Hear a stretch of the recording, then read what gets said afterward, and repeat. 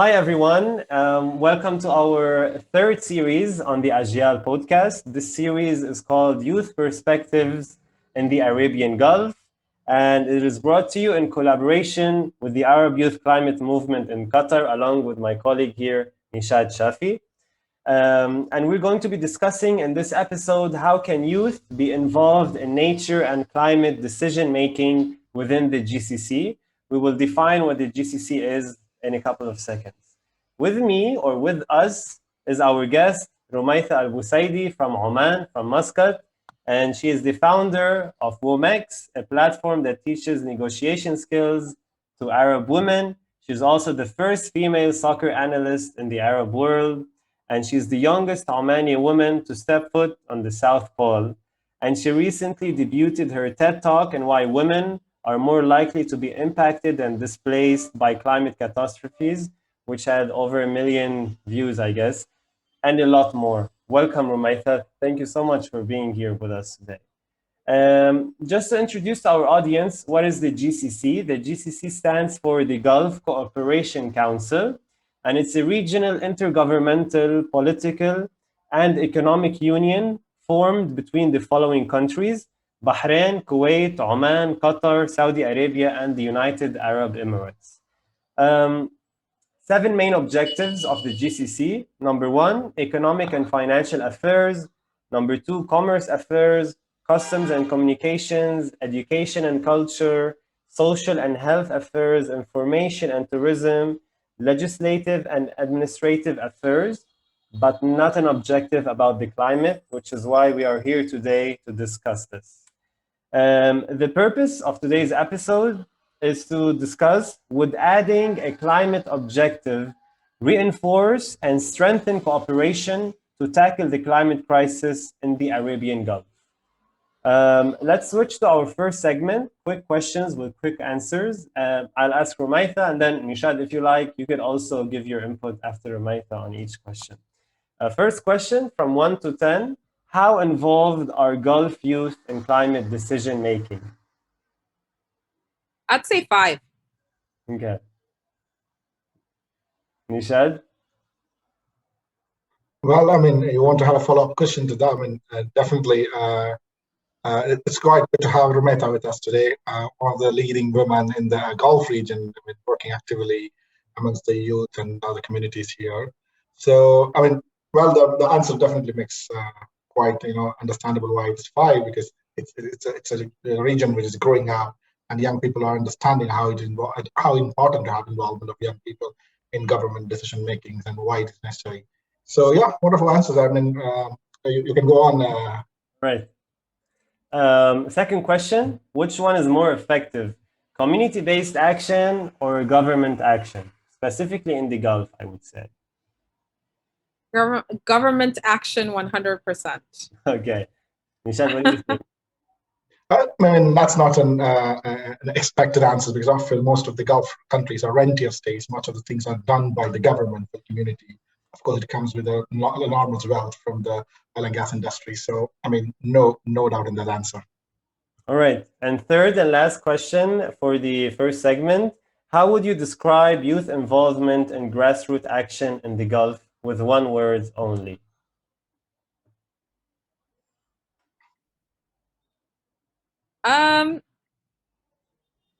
Tough for one word. A few words. I would say limited. Limited? Okay. What about you, Nishad?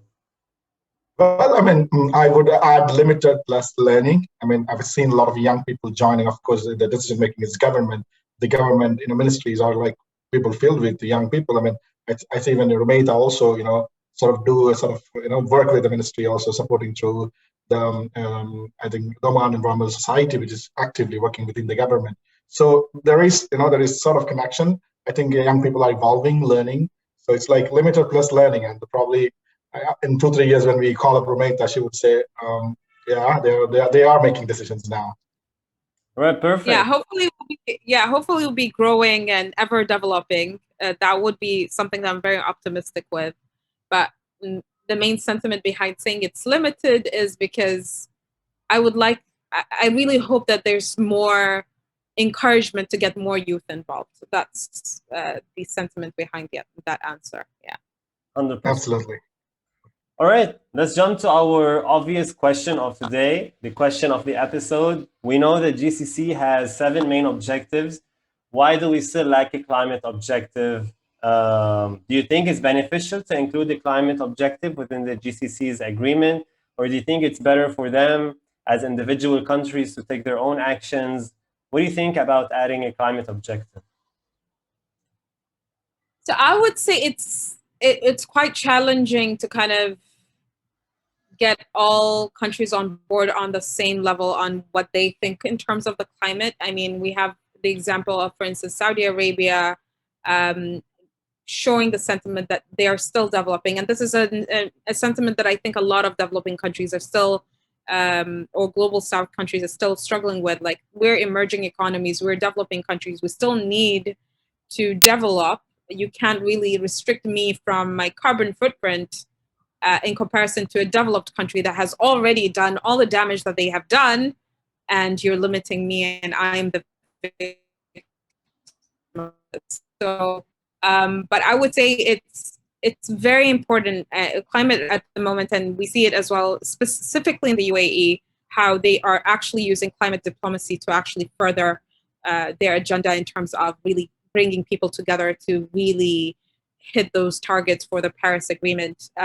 So I actually see that the climate objective for the GCC is important and something that needs to be discussed on the table there. I think I'm very optimistic when it comes to that, especially with the efforts that we're seeing right now on how people are actually moving to really achieve those NDCs that they've promised with the Paris Agreement, and having the US back, having John Kerry really pushing this agenda forward. I think a lot of countries, including the GCC, will really want to kind of show they're really serious when it comes to meeting the objectives. Yeah, there's a way to actually reach that goal to kind of include it into the main objectives. The main reason I'm a bit kind of hesitant to it, and I'll be very clear, is there's other things that really are on the minds of the GCC states. We need to diversify the economy as soon as possible away from oil and gas. We've seen the effects of COVID. We've seen the effects of the oil prices that really was combined with COVID and how it affected the economy. So if you're going to really dangle the climate objective now, I don't think people will take you seriously, because they have other things that are way more important, that are very urgent at the moment, which has to do with employment and so on. So it's a matter of how you really frame the narrative together to make those decision makers and policymakers understand that with the climate, you can really achieve all your objectives that you want. And as a result of that, you can both save nature and really conserve it, but also hit the targets that you really want for the future of your country. Yeah, absolutely, Rumaitha. That makes definitely sense. And also, like you mentioned, a lot of commitments coming from the Gulf countries recently. I hope that commitments are ambitious enough, but implementations is that what is key. And one of the key points you just mentioned, I just remember the article I just recently wrote about the diplomacy by the U.S. administration in the Gulf countries has been quite enormous. Like John Kerry, the special envoy, was twice in UAE, visited Saudi Arabia, the main leaders, and they were also invited for the U.S. climate summit, including Turkey, Saudi Arabia, UAE, and Israel. So they've been a quite, the diplomacy thing is quite very well used by UAE, as you mentioned. It is also like giving a much more space. The UAE has been quite in that areas of climate adaptation and sustainability, and now they're more into one of the countries to submit their revised NDCs with staggering numbers as such. Which, in the past we always know NDCs from the Gulf countries never used to have numbers, but now you see UAE is setting that stage, and we're also hoping countries like Qatar, US, Saudi Arabia also come with some great numbers. Yeah. So let's go forward. Yes. Yeah, and I would actually have to say I really applaud the UAE and the direction that they're really using.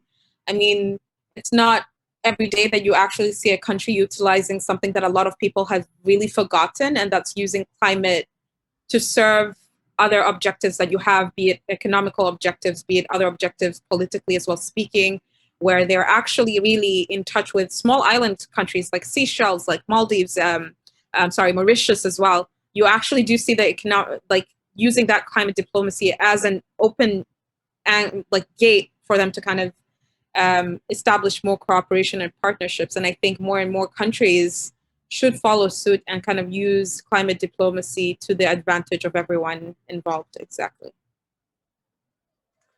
All right, well, okay. Listening to this, I'd just like to divert the discussion into youth involvement specifically. So moving away from actually having a climate objective, would having the climate objective within the GCC mean better youth cooperation within the GCC countries? Because I'm mentioning this not just to mention climate objectives and actions and technical solutions for the climate, but also talking about how can youth, be able to make more decisions on a high level. Would the GCC be a good place for youth to actually have that ability? I would actually say 100%. That's a brilliant platform to actually get more young people involved. If we're actually going back a bit on the grassroots level and really spreading that awareness of what climate is, a lot of people, especially the young people in the Gulf or the GCC in general, there's a constant confusion of what climate issues actually mean. When you talk about climate, people are like, yeah, I'm going green. Like, I'm not printing paper. I'm switching off. I'm doing energy efficiency stuff. And that's not really necessarily the climate objectives and the policy that we're talking about. So I think the GCC could be a really good platform to kind of spread awareness on what exactly these climate objectives are. What are the country's NDCs? You don't tend to hear a lot, maybe, just to kind of reframe it, you don't tend to hear a lot of what the efforts of the GCC countries are when it comes to COP, when it comes to their NDCs. I personally, coming as someone from Oman, struggle to kind of find the representative of Oman in COP, especially after the major restructure that happened in Oman, specifically early this year. So it's quite confusing as well for you to maneuver. If I am a young person who actually wants to work on climate issues, who do I go to? I think that's also it's a big question mark in a lot of our countries, and maybe establishing something on that level would allow people who actually want to do something to kind of cooperate with such an organization to also kind of spread the awareness of what you can do and what should be the focus when it comes to the climate. So I think awareness is the first thing that you need to do to kind of spread the awareness that you need to separate what climate is versus, of course, we all love the environment, but when we talk about climate policy, it's very high level and it really is interconnected with the economy, and a lot of people tend to separate these two. And the other thing would be to actually engage more young people who are really passionate about these issues. And most of the time, it's very interesting when you have these discussions, they have the passion, but they just don't know where to kind of put it in. NGOs are very restricted in the work that we do, and I'll speak very honestly as well, just based on how the NGO sector is structured in the Gulf. You're very limited in the ability of doing a lot of things. So this sort of entity and having young people under this umbrella would work to the advantage of everyone. I'll just give an example. Just a friend of mine just shared, and that's as a result of the UK as well hosting the upcoming COP in Scotland, that they're actually gathering people, UK alumni from the GCC to kind of work on a climate policy hackathon. And that is something that the GCC as a structure could easily do.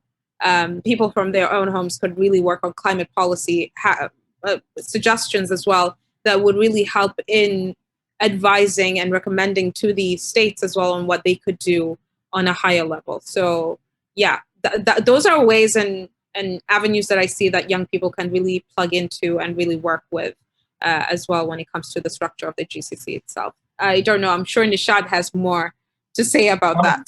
I absolutely agree. Like how you started, like the climate change issue. The understanding of climate change issue is very much limited to switch off your light and close your taps. That's and recycle your plastic at a very cliche level understanding. I think again it has to be blamed to the global north who brings all the stuff to the region, and they feel like, hey, I'm a very green person.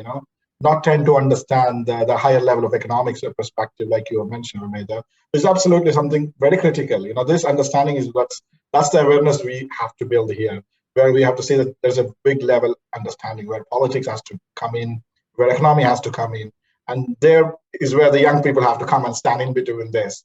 So there's absolutely, there is a lack of that understanding. So that's why we sometimes say, our region is a bit behind in terms of awareness building. But people say that we are all knowledgeable young people who are highly educated. But the fact is, there's been tend to see that sort of awareness of what we really need to understand has been quite limited. Sometimes, like you mentioned, involvement is also limited of youth at that decision-making level, or even to get involved, like you mentioned, COP involvement of the government, how young people, where do we go? And who do you have that conversation and say that these are our demands, this is what we want to see in Oman or in Qatar or UAE in the coming next years. Given the fact the region is a very young and highly talented, educated, a lot of young people in the region has like entrepreneur skills, but they don't know what to do, where to go, and what to do. For me, I see a lot of people want to be entrepreneur, but they say, hey, I literally end up as the owner of a coffee shop. That's a trend in all of GCC, because they don't know where I can actually produce some of the things that can definitely help moving or diversifying their economy from a very grassroots level. And that's something like I definitely agree with what Rumaitha has mentioned right there. Yeah, so I think it's also has to do with the capacity that we have, right? We can't say that we fully have all the expertise when it comes to climate issues and mapping out everything that we're really going through. And I think you just need more expertise when it comes to that, more discussions, more uncomfortable conversations that we tend to avoid when it comes to climate issues. It's very interesting that you mentioned like how there's a bit of a disconnect there, that people don't really tend to see the bigger picture. I was recently, I took part in a forum that we were discussing about how the GCC youth can actually be a solution to the Yemen problem. And it was very interesting when you brought in climate, that is something that unites us all. That could actually be the way that you actually tackle a lot of these difficult conversations and difficult things that we tend to avoid. We all kind of share the same, how do you say this? We say it in Arabic, مصيرنا واحد. Like we all have the same destiny in the end of the day. We all are in the same area. So we really need to work together to kind of see how we could push innovation, for instance, when it comes to water security issues, food security issues. When it comes to climate change, we're literally one of the most affected regions. And yet we don't see a lot of movement when it comes to that. And we just need to push more people to really think of it from that perspective. Like in 50 years from now,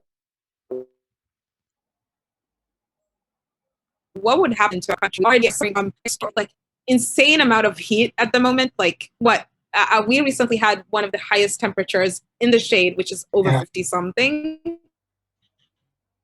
What would happen in 50 years? Would we be able to live here? So it's just kind of having that narrative and that framework for us to kind of work together as well.